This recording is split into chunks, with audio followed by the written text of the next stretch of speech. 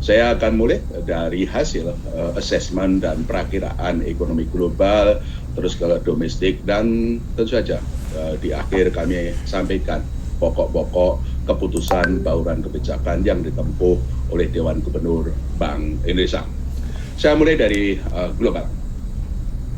Perekonomian ekonomi global berisiko tumbuh lebih rendah disertai dengan tingginya tekanan inflasi dan ketidakpastian pasar keuangan global. Penurunan pertumbuhan ekonomi diperkirakan akan lebih besar pada tahun 2023, terutama di Amerika Serikat, Eropa, dan Tiongkok. Bahkan disertai dengan risiko resesi di sejumlah negara maju. Volume perdagangan dunia juga tetap rendah. Di tengah perlambatan ekonomi, disrupsi atau gangguan mata rantai pasokan global meningkat, sehingga mendorong harga energi bertahan tinggi. Tekanan inflasi global semakin tinggi seiring dengan ketegangan geopolitik yang terus berlanjut, kebijakan proteksionisme yang masih berlangsung, serta terjadinya fenomena heat wave di beberapa negara. Inflasi di negara maju maupun di negara emerging market meningkat tinggi. Bahkan inflasi inti berada dalam tren meningkat, sehingga mendorong bank-bank sentral di banyak negara melanjutkan kebijakan moneter agresif. Perkembangan terkini menunjukkan kenaikan Fed Fund Rate yang lebih tinggi dan diperkirakan masih akan meningkat lebih lanjut.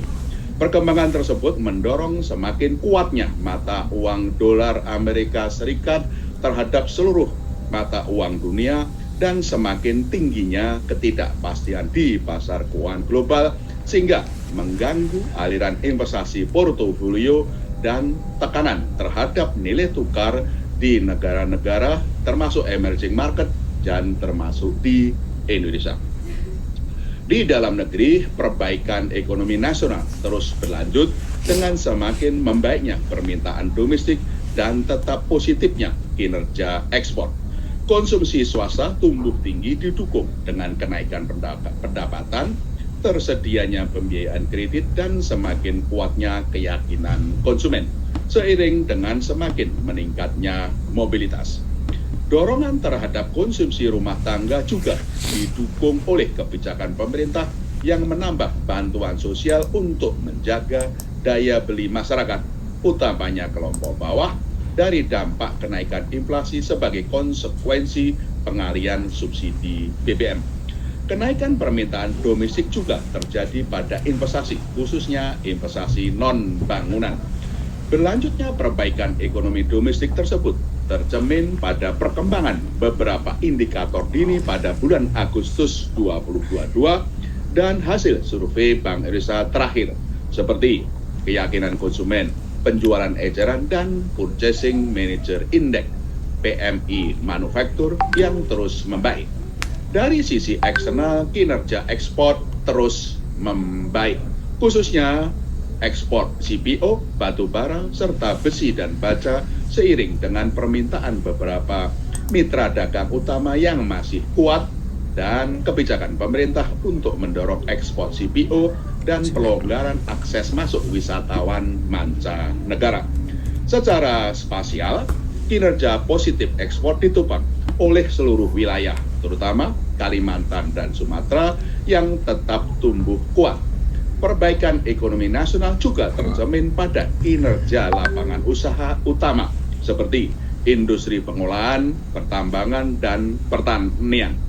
Dengan perkembangan tersebut, pertumbuhan ekonomi di tahun 2022 ini diperkirakan tetap bias ke atas dalam kisaran proyeksi Bank Indonesia pada 4,5 sampai 5,3%. Di eksternal, kinerja neraca pembayaran Indonesia (NPI) terus membaik sejalan dengan kinerja ekspor yang kuat. Kinerja transaksi berjalan pada triwulan 3 2022 diperkirakan tetap kuat, ditopang oleh peningkatan kinerja ekspor seiring dengan masih kuatnya permintaan beberapa mitra dagang utama dukungan kebijakan pemerintah untuk mendorong ekspor, dan masih tingginya harga komoditas global.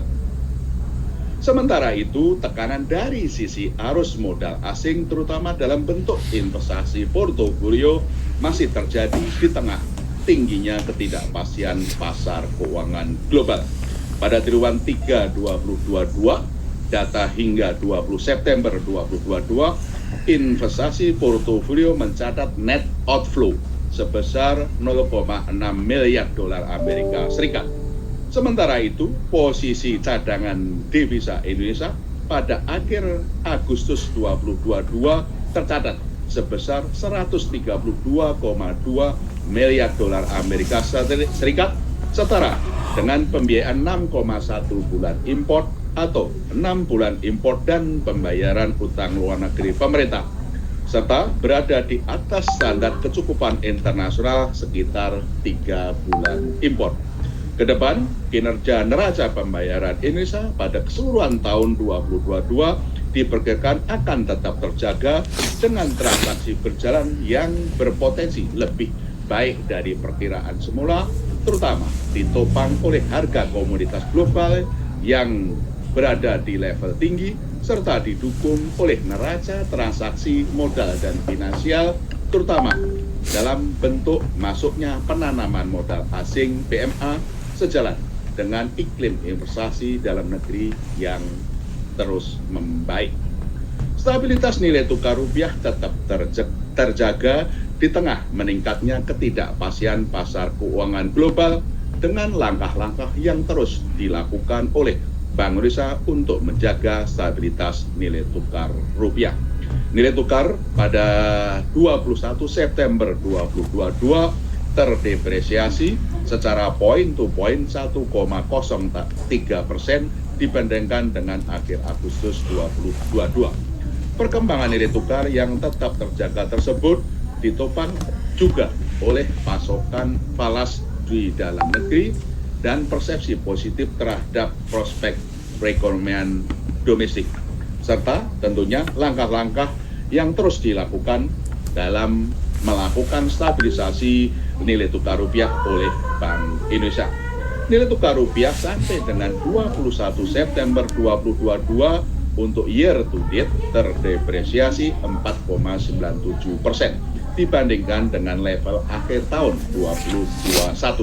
Relatif lebih baik dibandingkan dengan depresiasi mata uang sejumlah negara berkembang lainnya seperti India terdepresiasi 7,05%, Malaysia Ringgit terdepresiasi 8,51%, dan Thailand Baht terdepresiasi 10,07%. Kedepan, Bank Indonesia terus memperkuat kebijakan stabilisasi nilai tukar rupiah sesuai dengan nilai fundamentalnya untuk mendukung upaya pengendalian inflasi dan stabilitas makroekonomi.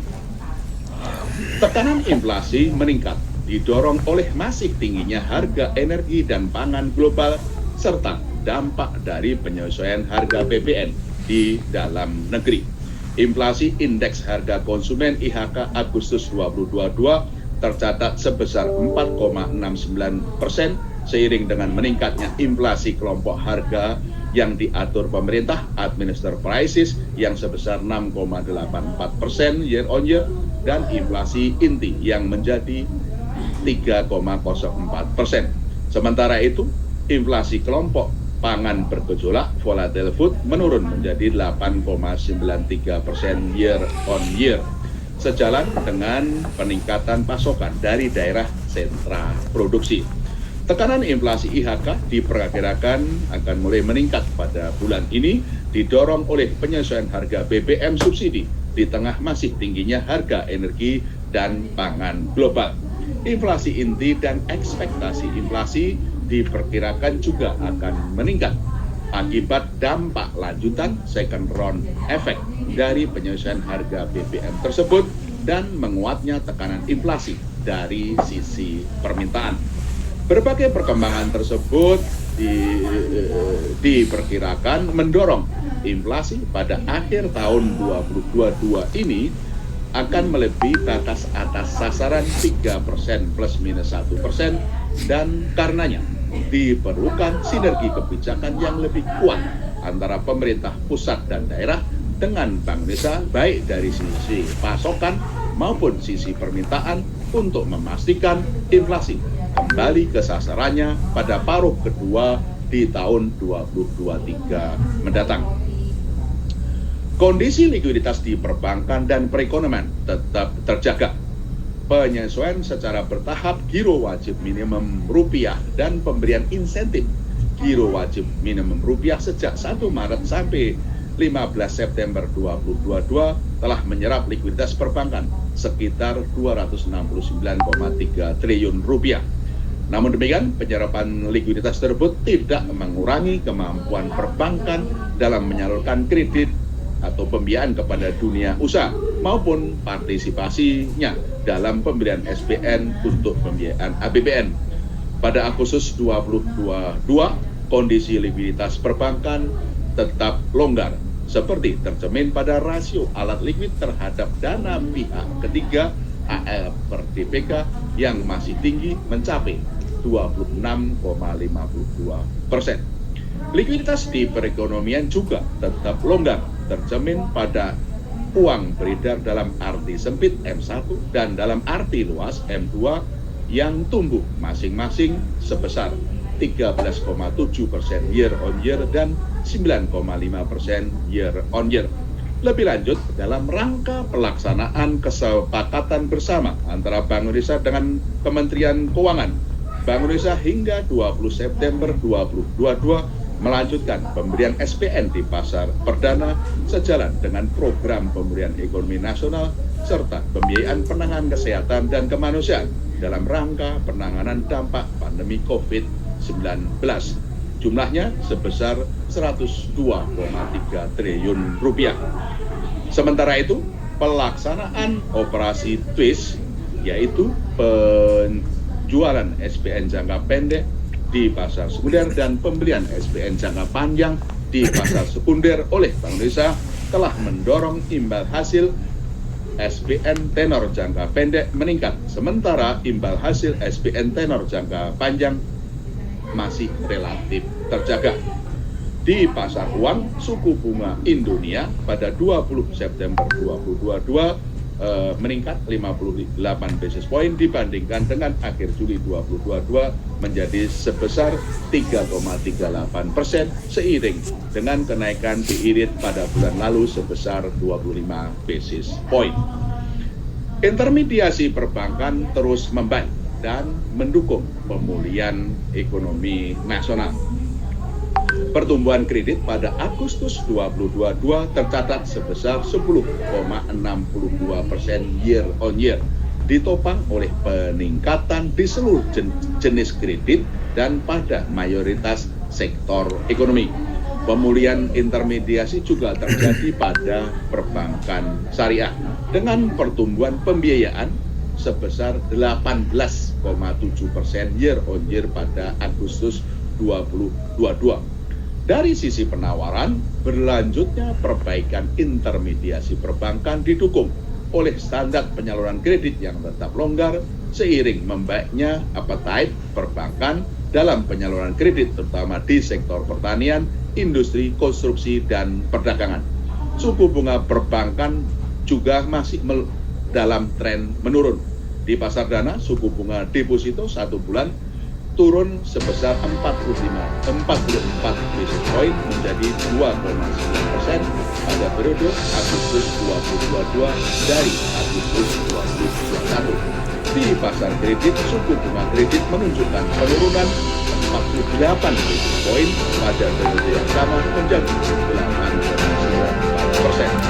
Dari sisi permintaan, peningkatan intermediasi. Selamat siang Sobat Kreatif, selamat siang Sobat Kreatif, selamat datang kembali di acara Sumatera Utara Kreatif Sumatera Utara. Kita tepuk tangan yang paling meriah untuk kita semua yang sudah hadir, semangatnya luar biasa sekali siang hari ini. Kita hadir kembali di sini setelah tadi sudah ada planning competition untuk acara berikutnya, tentunya juga tidak kalah menarik dari yang awal ya. Dari korporasi yang meningkat.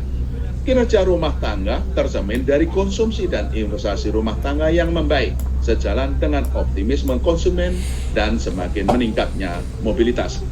Di segmen UMKM, pertumbuhan kredit UMKM tercatat tumbuh tinggi, yaitu sebesar 16,77% year on year pada Agustus 2022, terutama didukung oleh segmen kredit mikro. Ketahanan sistem keuangan khususnya perbankan tetap terjaga, baik dari sisi permodalan maupun likuiditas. Permodalan perbankan tetap kuat dengan rasio kecukupan modal capital adequacy ratio pada bulan Juli 2022 yang tetap tinggi, yaitu sebesar 24,86%. Seiring dengan kuatnya permodalan, risiko juga tetap terkendali, yang tercermin dari rasio kredit bermasalah non-performing loan pada Juli 2022 yang tercatat 2,90% secara bruto dan 0,82% secara neto.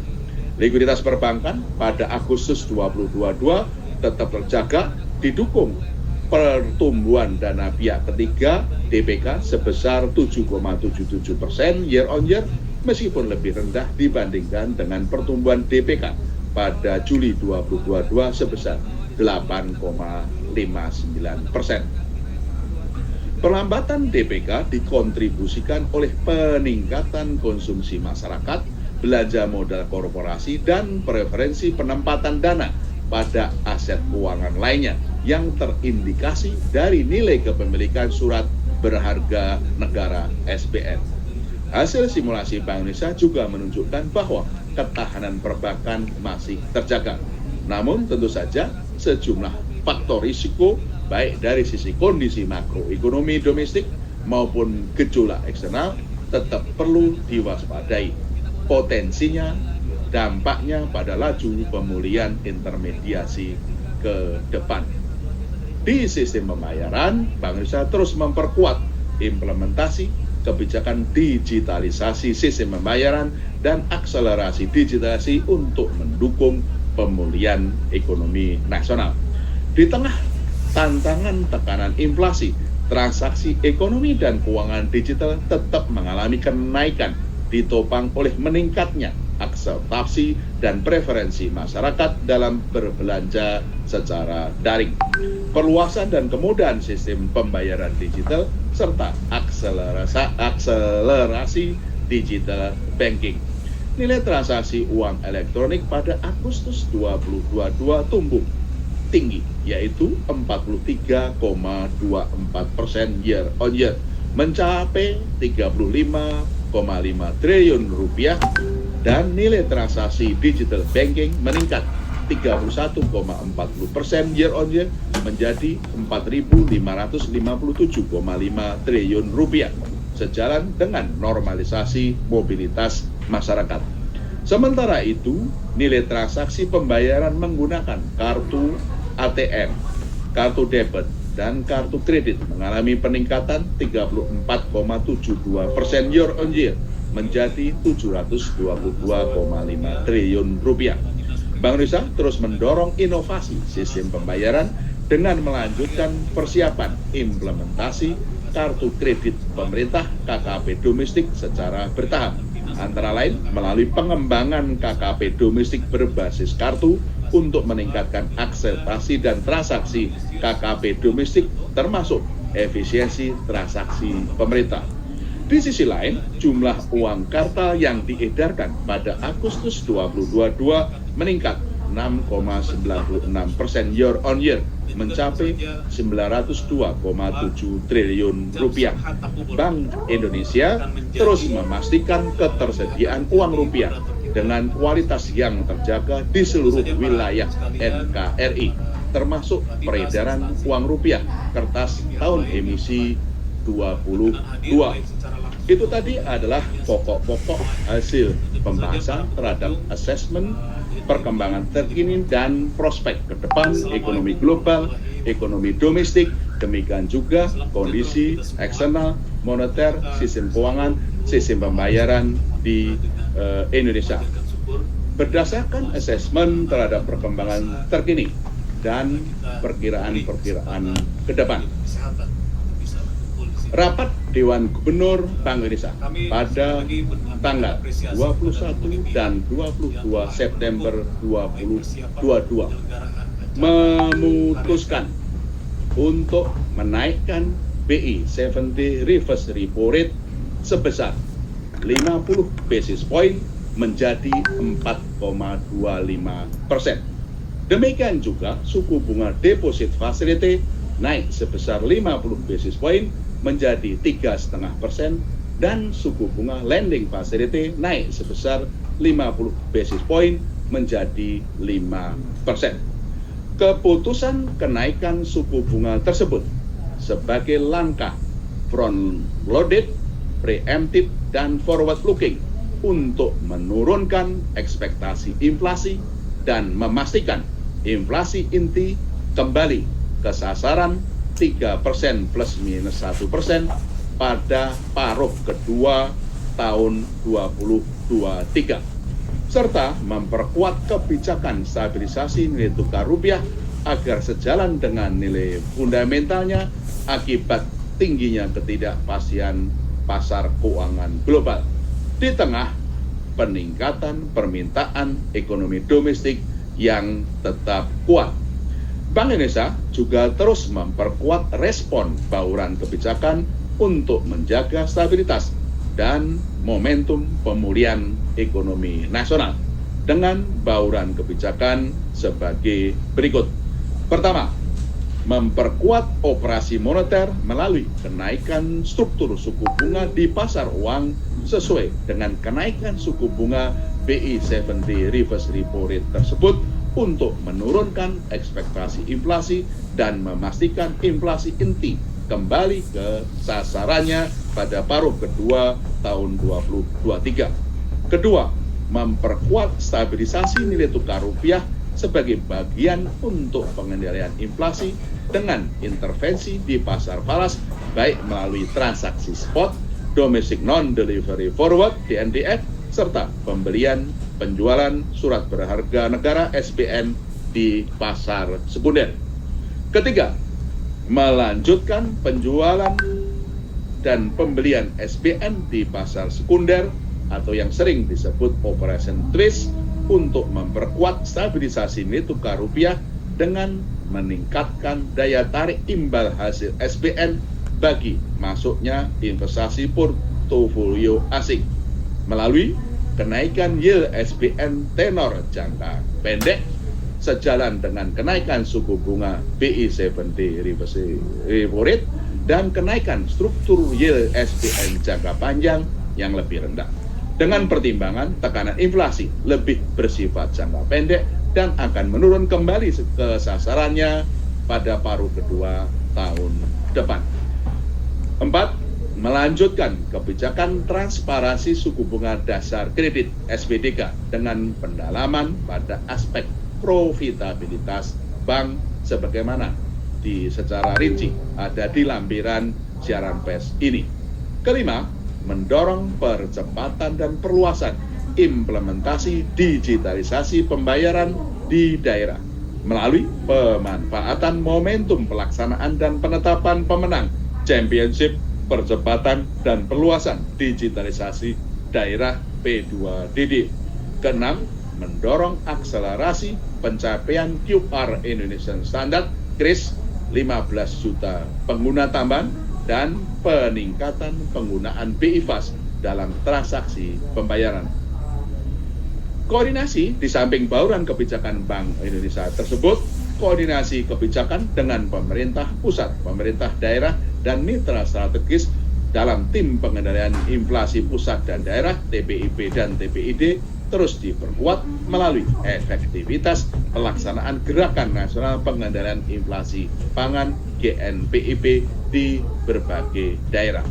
Sinergi kebijakan antara Bank Indonesia dengan kebijakan fiskal pemerintah dan dengan Komite Stabilitas Sistem Keuangan juga terus diperkuat dalam rangka menjaga stabilitas makroekonomi dan sistem keuangan serta mendorong kredit pembiayaan kepada dunia usaha, khususnya pada sektor-sektor prioritas, ekspor maupun juga inklusi ekonomi dan keuangan hijau. Bank Indonesia terus memperkuat kerjasama internasional dengan bank-bank sentral dan otoritas negara mitra lainnya, fasilitasi penyelenggaraan promosi investasi dan perdagangan di sektor prioritas bekerja sama dengan instansi terkait. Koordinasi bersama Kementerian Keuangan dan Kementerian Lembaga terkait juga terus diperkuat dalam rangka mensukseskan 6 agenda prioritas jalur keuangan Presidensi Indonesia pada G20 tahun 2022, khususnya untuk mempersiapkan pertemuan keempat Menteri Keuangan dan Gubernur Bank Sentral, Foreign Finance Minister and Central Bank Governor (FMCBG) pada bulan Oktober 2022 mendatang, serta mempersiapkan G20 Leaders Summit di November 2022. Demikian rekan-rekan media dan juga Pak Erwin telah saya sampaikan pokok-pokok hasil keputusan rapat Dewan Gubernur 21-22 September 2022 yang bertajuk BI 7-day reverse repo rate naik 50 basis point menjadi 4,25%, sinergi menjaga stabilitas dan momentum pemulihan ekonomi. Sekian, saya kembalikan ke Pak Erwin untuk pertanyaan-pertanyaan yang mungkin diajukan oleh kawan-kawan media. Silakan.